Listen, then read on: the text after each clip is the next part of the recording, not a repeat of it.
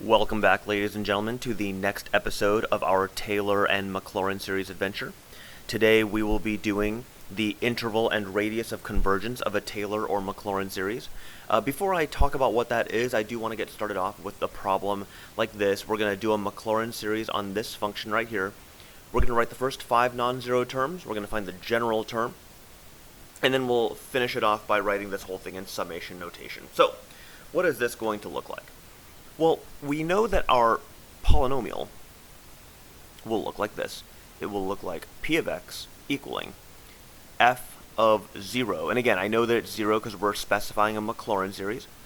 F prime of 0, x, plus f double prime of 0, x squared over 2 factorial, and then plus f triple prime of 0, and I don't need parentheses there, x cubed over 3 factorial, and then f fourth derivative at 0, and it'll be x to the 4th over 4 factorial. And I believe that should get me the first 1, 2, 3, 4, 5 terms, and then by now I should be able to figure out a pattern to those as well. So if I take a few derivatives of this thing, f prime is going to be 1 over 1 plus x, or I could call him 1 plus x to the negative 1 power. F double prime of x is going to be negative, and then 1 plus x to the negative 2. F triple prime of x is going to be 2, and then 1 plus x to the negative 3. And then my fourth derivative will be negative 3 times 2, but really I'll call him 3 factorial. And then 1 plus x to the negative 4, and so on and so forth. So let's go ahead and evaluate p of x here. So we know that p of x is going to be, well, f of 0, well, that's going to be ln of 1, so that's 0. No problem there.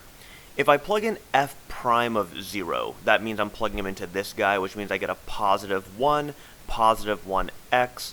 F double prime is going to be plugging into this guy right here, which makes him, looks like negative 1, negative 1x squared over 2 factorial. My f triple prime is going to be, looks like positive 2, so positive 2. And then x cubed over 3 factorial.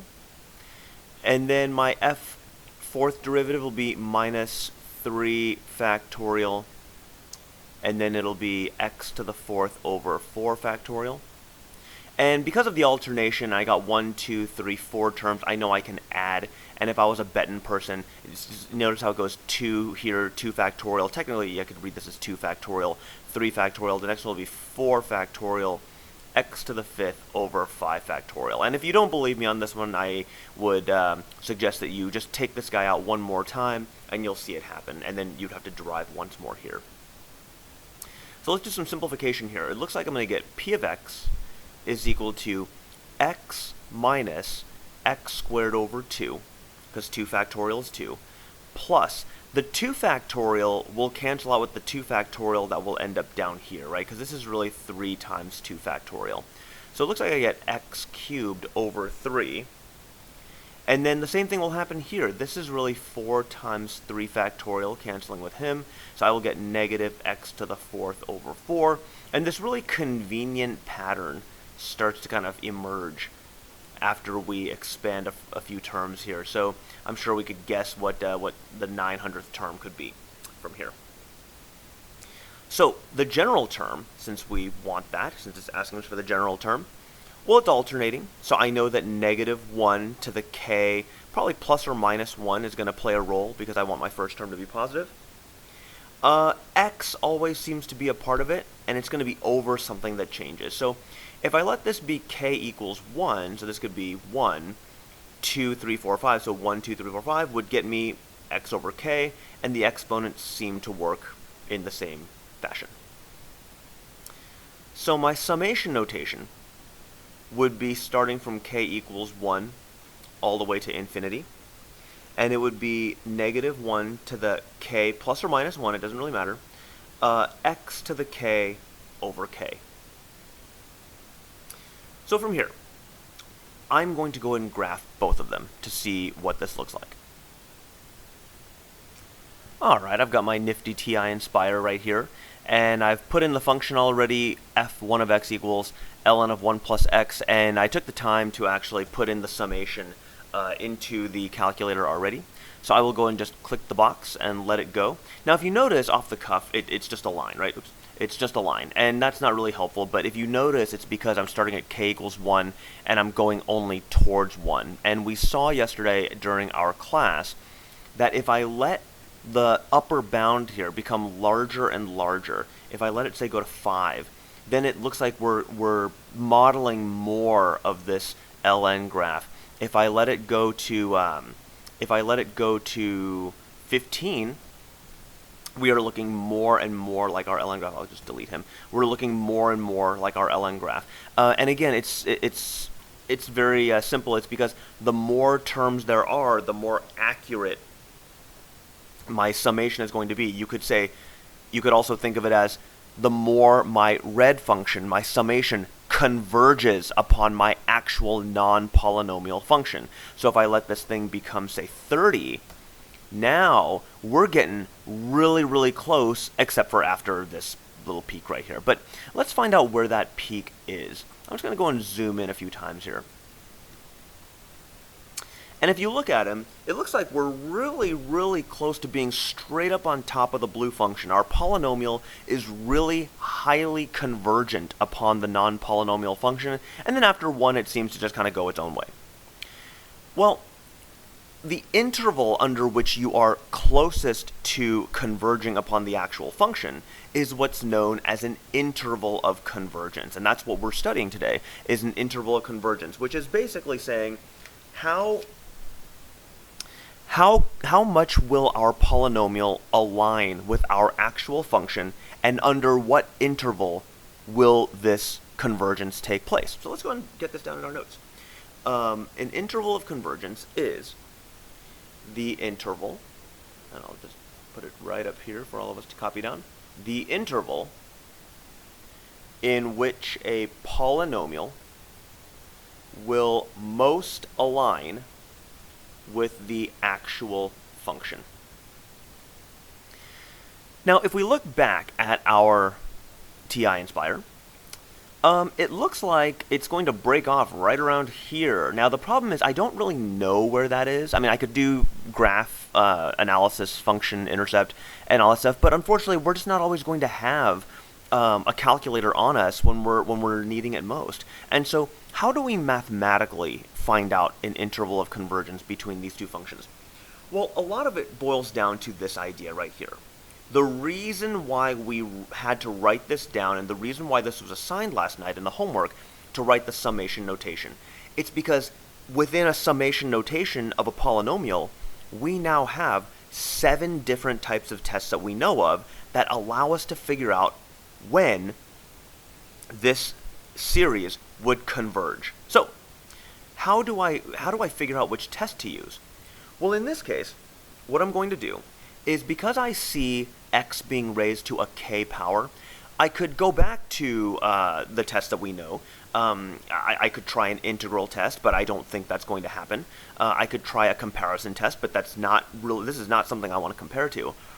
But we do know that when we have a k up here, we have one of 2 tests we could use. We could use the root test, and I only really recommend the root test when you have the k exponent in both top and bottom. Otherwise, you end up in a bit of a sticky situation. What I'm going to do instead is I'm going to do the ratio test. And it's actually not just the ratio test. Because this series alternates, I will use the ratio test, and you haven't seen this in a long time, but the ratio test for absolute convergence. Now remember, when it comes to absolute convergence, what they mean, what the actual definition of absolute convergence means, converging with absolute value. Okay? Converging with absolute value. Now, the ratio test with absolute convergence is unique because in a ratio test for absolute convergence, if you show that your series converges with the absolute value, that means that it will also converge without the absolute value. And the ratio test is unique in this way because it is most like the geometric series. And as we've seen in the geometric series, it doesn't matter if your multiplier is alternating, it just matters if the ratio is less than 1, which brings us back to this review here. In case you don't remember the ratio test for absolute convergence, it is. I was just talking about it. It's a lot like the geometric series, where you would take the limit as k goes to infinity, and you would take the absolute values of the whatever series you were dealing with. So I'll call them u to the k plus 1. In other words, the term after. And then I'll divide that by the current term. And by absolute valuing the expression, I get rid of the alternator. And that's going to be equal to L, some number. Now, the conditions are if L is less than 1. What that means, that's like saying the absolute value of R is less than 1 in a geometric series. What this is saying then is that the series converges absolutely and therefore converges. Now again, I really want to emphasize this absolutely thing here means because of the absolute value. And it just so happens that in this case, converges absolutely means converges totally.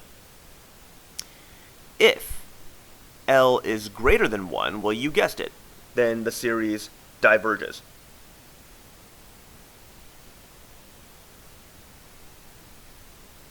And of course, if L equals 1, you're kind of up the creek, and that just means you're inconclusive. So I'm going to apply the ratio test for absolute convergence on this series right here. Give me a second, I'm going to clean up the board for a little bit. So now that I've cleaned up the board a little bit, let's go ahead and do the ratio test for absolute convergence. So let's go ahead and do it. So the limit as k goes to infinity of the absolute value of u of k plus 1, that's going to be x to the k plus 1 over k plus 1 times k over x to the k. So by simplifying some stuff out, we're going to get the limit as k goes to infinity, and it's going to be, looks like x to the k times x over k plus 1 times k, and then x to the k.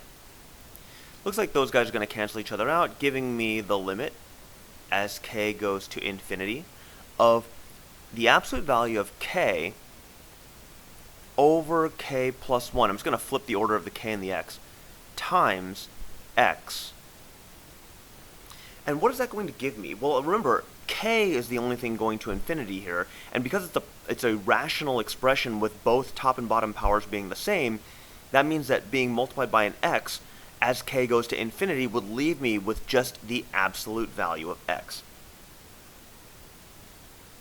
And remember, when it comes to the ratio test is very similar to the geometric series when it comes to R. So this thing here, even though it's not a number, we know that in order for convergence to happen, so in order to converge, the absolute value of the x has to be less than 1. In other words, x would have to be in between -1 and 1. So what does this mean? Well, this right here is your interval of convergence. This interval is where this polynomial best matches up with the function at hand. Remember, the function at hand was f of x equals ln of 1 plus x. And we saw that happen in the calculator. We saw that somewhere here, it looks like right at about, I don't know, this place right here, which is probably about 1. So what we found is we found algebraically our interval of convergence. Now actually, we're not quite done yet. This actually is not completely there, because we know that we're going to converge if we are in between -1 and 1. But every once in a while, you might want to try and find out what happens exactly at x equals positive and -1. And you always want to see if that's true, if you actually converge right there. And so what I'm going to do is I'm going to check the endpoints. Well, on the endpoints, that's going to be x equals -1 and x equals 1. because we could actually be convergent at those values. So let's see what happens. What I'm going to do is I'm going to let x become -1. So what that does to my series is it makes it this. K equals 1 to infinity of -1 to the k plus 1. And instead of x to the k, I'll call him -1 to the k.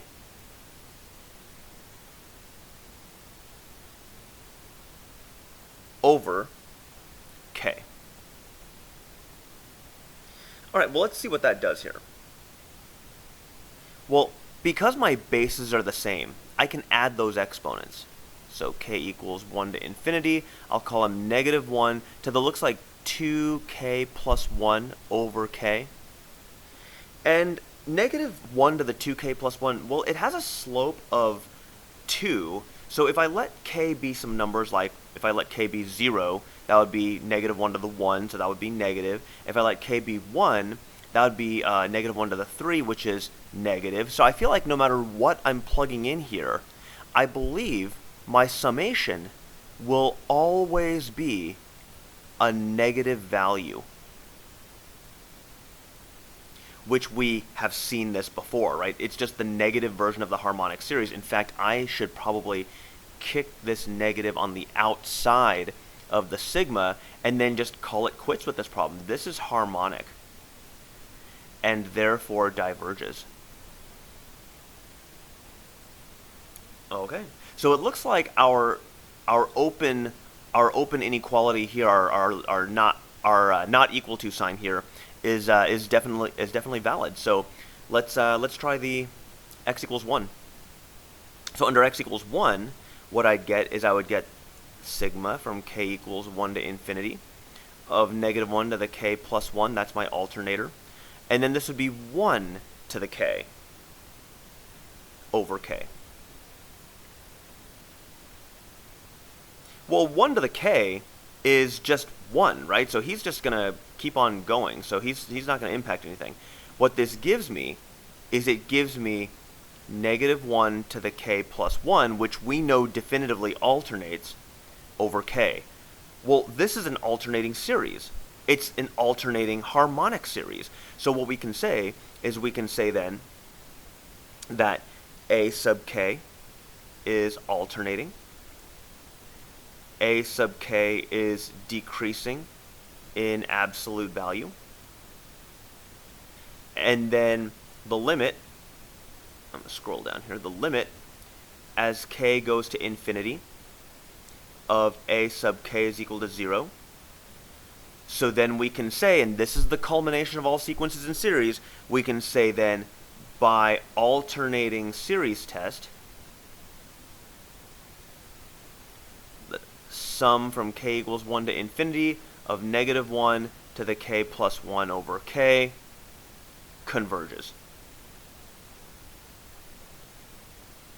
So, because we converge actually at that 1, we are convergent at this number. What that means is that for our interval of convergence, we're going to be x being less than or equal to 1.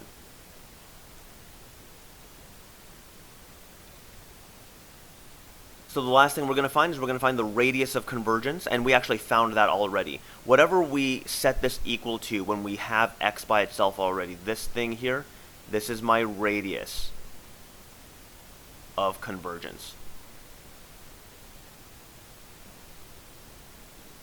And the reason why is because if we look at our interval of convergence, we are between -1 and 1. If you look at the x with the absolute value, it's centered at 0. So if I drew a number line here, -1 to 1, it would be open circle at -1, but closed circle at 1, 0 being the center, and my interval of convergence would be in between them.